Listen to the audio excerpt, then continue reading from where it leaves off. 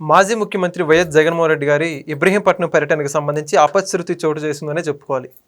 ఏదైతే రాంబాబు అనే వ్యక్తి అక్కడ స్పృహ తప్పి పడిపోయి చనిపోయినట్లుగా వార్తలు అయితే వస్తున్నాయి. మరి అసలు అయితే ఆ విషయం ఏంటి, దాని గురించి మరింత మేర పూర్తిగా తెలుసుకునే ప్రయత్నం చేద్దాం. మనతో ఉన్నారు సోషల్ యాక్టివిస్ట్ శ్రీలీల గారు.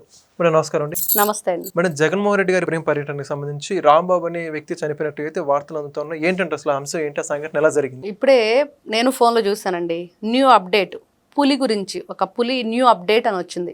జగన్మోహన్ రెడ్డి గారిని పులి పులి అంటారు కదా, సరే పులివెందుల పులిది ఏదన్నా న్యూ అప్డేట్ ఏమోనని ఓపెన్ చేశాను ఆ పోస్ట్ని. వెంటనే వచ్చింది ఏంటంటే, అక్కడ ఒక పులి పరిగెత్తుతూ ఉంది, జనాలు దాన్ని పట్టుకునే ప్రయత్నం చేస్తున్నారు.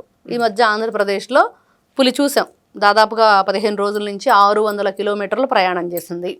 మరి ఈ పులివెందుల మచ్చల పులి కూడా ప్రయాణం చూస్తూనే ఉన్నాం గత 2 రోజులుగా. ఏం జరుగుతుంది, ఆ పర్యటనలు ఎలా కొనసాగుతున్నాయి, దాంట్లో అపశృతులు ఏంటంటే బంగారం, వెండి చోరీలు, మరి అక్కడున్న ఆ ఇళ్లకు సంబంధించిన కొన్ని వస్తువులు ధ్వంసం అవటం వీళ్ళ వల్ల. మరి ఈ రోజును చూస్తే తీరా ఒక మనిషి ప్రాణాలే గాల్లో కలిసిపోయినాయి.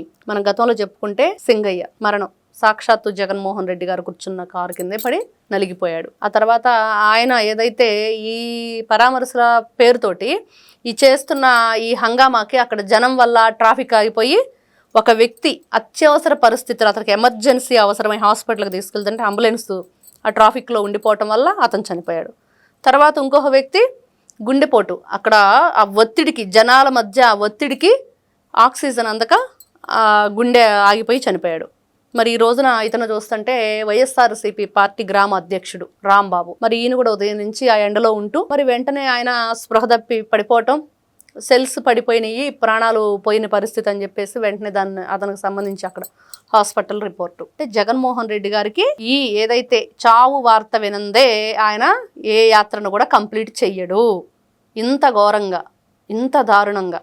అంటే ఆ వన్యమృగం అన్న నయం, దాని ప్రాణాలను అధిరక్షించుకోవడానికి పరిగెత్తుతుంది, ఇదేమో ఇంకో ప్రాణాలు తీయడానికి వెళ్తుంది ఈ కడప పులివెందుల మచ్చల పులి. అంటే జగన్మోహన్ రెడ్డి గారు ఒకసారి ఆలోచించుకోవాలి, దేనికోసం మనం పరామర్శలు చేస్తున్నాం, ఎందుకోసం మనం ఈ రోజున రోడ్డు మీదకి వచ్చాం, ఏం జరుగుతుందని. ఆయన్ని కోర్టుకు రమ్మన్నా, పోలీస్ స్టేషన్కి రమ్మన్నా ఏమంటాడండి, జనాలకి సెక్యూరిటీ ప్రాబ్లం, అందరూ వచ్చేస్తారు, చాలా ఇబ్బంది అయిపోద్ది, పోలీసులు తట్టుకోలేరు, మరి ఇన్ని ఇబ్బందులు నేను కలిగించలేను కాబట్టి రాకుండా ఉండటమే బెస్ట్ అంటాడు. మరి ఈ రోజున పోలీస్ యాక్ట్ 30 నడుస్తుంది. ఎటువంటి జన సమీకరణలు చేయకూడదు, ఎటువంటి హంగామా సృష్టించకూడదు, గుంపులు గుంపులుగా జనాలు ఉండకూడదు అని చెప్పి మరి అంతా ఇదిగా పోలీసులు చెప్తున్నా కూడా రూల్స్ని బ్రేక్ చేసుకుంటూ నిన్నటి రోజున 5 కేసులు నమోదైనా కూడా ఈ రోజున కూడా అదే పర్యటన కొనసాగిస్తూనే ఉన్నాడు ఉదయం నుంచి సాయంత్రం వరకు. మరి ఇలాంటి వ్యక్తి నిజంగానే మళ్ళీ అధికారంలోకి వస్తే పోలీసుల సంగతి చెప్తాను అంటుంటే ప్రజలు నిజంగా అట్లాంటి వ్యక్తిని రాణిస్తారా? శాంతి భద్రతలను కాపాడే పోలీసు వ్యవస్థని నిర్వీర్యం చేయడానికి జగన్మోహన్ రెడ్డి గారు ఏ విధంగా కంకణం కట్టుకున్నారు, మరి అదే విధంగా ఈ రోజున ఆయన 2019 నుంచి 24 వరకు ముఖ్యమంత్రిగా ఉండి ఎలాంటి ఘనకార్యాలు చేశారో కూడా అందరికీ తెలుసు. ఇప్పటికి కూడా ఎలాంటి ఘనకార్యాలు కొనసాగిస్తున్నాడో తెలుసు. ఆయన ఇప్పుడు సరే రాష్ట్రానికి నువ్వు అభివృద్ధి చేయలేదు, లేకపోతే ఇంకోటో, కనీసం నీ కార్యకర్తలకి, నీ లీడర్లకి, వాళ్ళకైనా కొంచెం మంచిగా ఏదైనా సహాయ సహకారాలు అందిస్తే బాగుంటుంది. ఈ రోజున రాంబాబు గారి ఫ్యామిలీకి ఏం సమాధానం చెప్తాడు? ఆయన మరణం వెనక కథ ఏంటి అంటే జగన్మోహన్ రెడ్డి గారు ఇబ్రహీంపట్నం పర్యటన. నిన్నటి రోజున చూసుకుంటే అండి, సజ్జల రామకృష్ణారెడ్డి మీద ఫైర్ అయిన జగన్మోహన్ రెడ్డి అని విన్నాం. ఎందుకు ఫైర్ అయ్యాడు అంటే కారణం ఏంటి, దాదాపుగా 13,000 మంది జన సమీకరణ 7 జిల్లాల నుంచి చెయ్యాలి అని టార్గెట్ ఇచ్చాడు, అది చెయ్యలేకపోయాడు అని. మరి ఈరోజు కూడా గతంలో కూడా విన్నాం మనం ఏంటంటే ఈ కోటి సంతకాల సేకరణలో ఈ క్యాడర్ని, లీడర్ని బాగా ఇబ్బంది పెట్టారని. ఈ రోజున ఈయన మరణం వెనక ఈ కథలన్నీ ఎందుకు చెప్పుకోవాల్సి వస్తుందంటే ఎంత ఇబ్బంది గురి చేశారు వాళ్ళని, ఎంత ప్రెషర్ వాళ్ళు అనుభవించారు ఈ జన సమీకరణలు చేయటానికి. ఈ జనాలు వేసుకొని వెళ్తే ఒక లీడర్గా మరి అక్కడ అతను ఉండాలి కదా, నిలబడాలి, అక్కడ మంచి చెట్లు చూడాలి, వాళ్ళకి భోజన వస్తువులను ఇంకోటను ఉంటాయి. మరి ఆరోగ్య పరిస్థితి ఏంటి, మరి అతను చేయగలడా లేడా అనేది కూడా ఆలోచించకుండా వాళ్ళకి టార్గెట్లు ఇచ్చేసి వీళ్ళ లక్ష్యం ఏంటి, జగన్మోహన్ రెడ్డికి జనం కావాలి. ఆ జనం ఎందుకు వస్తారంటే జేబులు కొట్టేయడానికి వస్తారని నిన్నటి రోజున అందరికీ వెల్లడైపోయింది. మరి ఇలాంటివన్నీ చెప్పుకుంటే జగన్మోహన్ రెడ్డి గారి పర్యటన వల్ల ఏదైనా ఉపకారం ఉందా? ఎవ్వరికి ఉపకారం లేదు. నిన్న అంబటి రాంబాబుకి ఉపయోగం లేదు. ఈ రోజున ముందస్తు చర్యలుగా జోగి రమేష్ జాగ్రత్త పడి ఉంటాడు నాకు తెలిసి. ఏదైనా వస్తువులు ఉంటే కనుక వెండి బంగారం వస్తువులు జాగ్రత్తగా లాకర్లో పెట్టి లాక్ చేసుకొని ఉంటారు. మరి ఈ అంబటి ఎవరైతే ఇప్పుడు వీళ్ళ లీడరు రాంబాబు గారు ఉన్నారో మరి ఆయన ఫ్యామిలీకి జగన్మోహన్ రెడ్డి గారు ఆయన తీసుకొచ్చి తిరిగి ఇవ్వగలడా? లేడు. మరి అలాంటిది ఆ ఫ్యామిలీకి ఏం భరోసా ఇస్తాడు?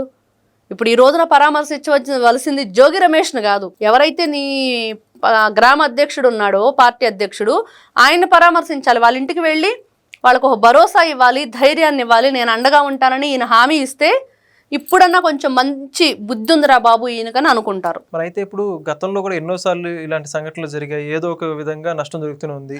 మరి వరుసగా జరుగుతున్న నేపథ్యంలో దీని గురించి మీ అభిప్రాయం ఏంటి? అసలు జగన్మోహన్ రెడ్డి పర్యటన ఇలా జరగడం, ఇక్కడ గతంలో కూడా మనం చెప్పుకున్నామండి, ఎక్కడైనా సరే ఏదైనా ఒకటి జరుగుతున్నప్పుడు ఇక్కడ విద్యుత్ పరికరాలు ఉన్నాయి, జాగ్రత్త అని, డేంజర్ అని చెప్పి బోర్డులు పెట్టుకుంటాం. ఈ రోజున జగన్మోహన్ రెడ్డి గారు వస్తుంటే డేంజర్ అని బోర్డు పెట్టుకోవాల్సిన పరిస్థితి రాష్ట్రంలో. ఎందుకు ఆ విధంగా అనుకోవాల్సి వస్తుందంటే నిజంగా డేంజర్. ఇదిగో ఈ రోజున ఇన్ని ప్రాణాలు గతంలో కూడా మనం చూస్తూ వచ్చాం.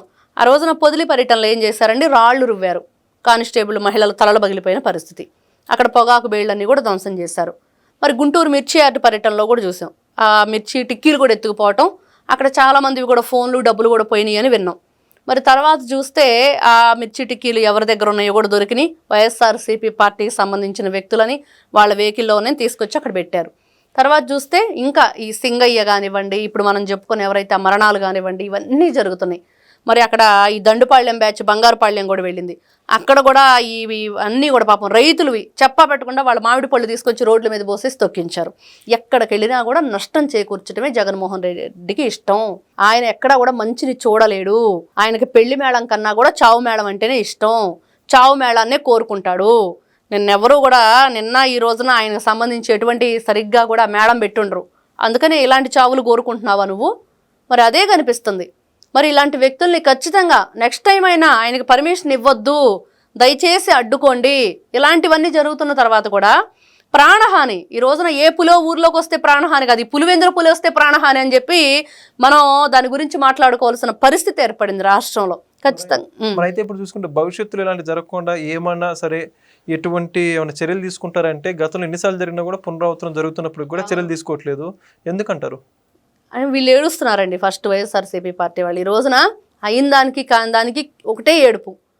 ఏడుస్తే ఏం చేస్తారు? అయ్యో పాపం ఎందుకురా బాబు ఏడుస్తున్నావు అంటే ఏదో వంక చెప్తాడు, నిజమే కావాలని నమ్ముతారు. అది వీళ్ళ ఏడుపు కారణం. ఆ ఏడుపు వెనక వీళ్ళు సరే ఏడుస్తున్నారులే పాపం వదిలేద్దామని చెప్పి ఆలోచిస్తే ఇదిగో ఇలాంటి అవాంతరాలన్నీ జరుగుతున్నాయి. కాబట్టి ఖచ్చితంగా కఠినమైన చర్యలు తీసుకోవాల్సిన అవసరం ఉంది. ఖచ్చితంగా జగన్మోహన్ రెడ్డి గారికి నెక్స్ట్ టైం ఈ పర్మిషన్లు ఇచ్చేటప్పుడు ఎక్కడా కూడా జగన్మోహన్ రెడ్డి గారు ఆయనన్న వినాలి. విని ఇదిగో కనీసం ఇట్లాంటి వాళ్ళ కార్యకర్తలను వాళ్ళ పార్టీ లీడర్లను ఈ విధంగా ప్రాణాలు పోగొట్టుకోకుండా ఉండాలంటే ఇప్పుడు సింగయ్య కూడా ఆయనకు అభిమాని కాబట్టి ఆ రోజున వచ్చాడు. ఈయన కారు కింద చక్రాల కింద పడి నలిగిపోయాడు.